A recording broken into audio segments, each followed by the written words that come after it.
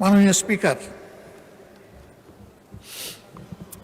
এই সেশনটা কার্যত আগামীকালকে শেষ হবে না, কিন্তু এই চ্যাপ্টারটা ক্লোজ হবে আগামীকাল। কারণ জুলাইয়ের 1 তারিখ থেকে এই বাজেট বাস্তবায়ন শুরু হবে ইনশাআল্লাহ।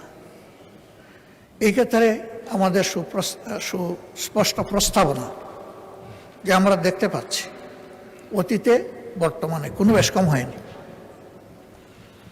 এটা জুলাই টু জুন হওয়ার কারণে এবং শেষের দিকটা বন্যা দুর্যোগ থাকার কারণে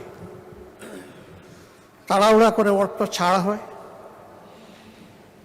সারা 10 মাসে 42%, আর এই সময় আরও 42% থেকে যা হয় পুরোপুরি।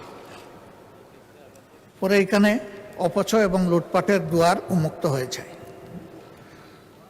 আমাদের প্রস্তাবনা কালকেও এখানে আলোচনায় এসেছে, পরশু এসেছে, এর আগেও এসেছে।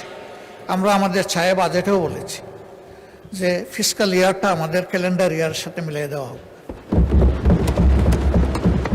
অর্থাৎ জানুয়ারি থেকে ডিসেম্বর এই সময়টা হোক ফিসকাল ইয়ার।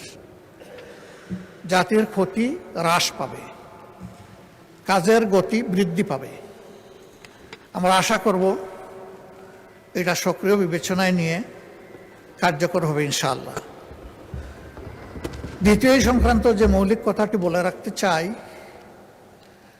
যে এই বাজেট আমরা প্রণয়ন করি ঠিক আছে, কিন্তু আমরা বাস্তবায়ন করি না। বাস্তবায়ন করে আমাদের নির্বাহী ফোর্স যারা আছে তাদের মাধ্যমে, রাষ্ট্রের কর্মকর্তা কর্মচারীদের মাধ্যমে বাস্তবায়ন হয়। তারাও ভুলে উঠবে না। এটা নিয়মিত ইভ্যালুয়েশন বা অ্যাপ্রোপ্রিয়েশনের যদি একটা সিস্টেম আমরা এস্টাবলিশ করতে পারি, তাহলে জনগণের ট্যাক্সের টাকার সর্বোচ্চ সদ্ব্যবহার হবে, এটা আমরা নিশ্চিত হতে পারি। এই জন্য প্রতি 3 মাস অথবা 4 মাস অন্তর অন্তর এর ইভ্যালুয়েশন বা অ্যাপ্রোপ্রিয়েশন রিপোর্ট এবং আলোচনাই সংসদে হওয়া উচিত। বিশেষ করে শেষ 3টি মাস হাতে রেখে সম্পূরক বাজেটটা আসা দরকার। এবারও আমি ব্যক্তিগত আলোচনায় বলেছিলাম যে দেরি করলেন কেন, এটা আরও আগে আনতে পারতেন। একজন দায়িত্বশীল সম্মানিত সদস্য তিনি বললেন যে এত আগে প্রেডিক্ট করব কিভাবে। আমি বললাম যখনই পরিকল্পনা নেওয়া হয়েছে প্রেডিকশন তো তখন হয়ে আছে, এবং এর একটা টাইম লাইনও হওয়া উচিত, কোন কাজটা কোন সময়ের ভিতরে সম্পন্ন হবে।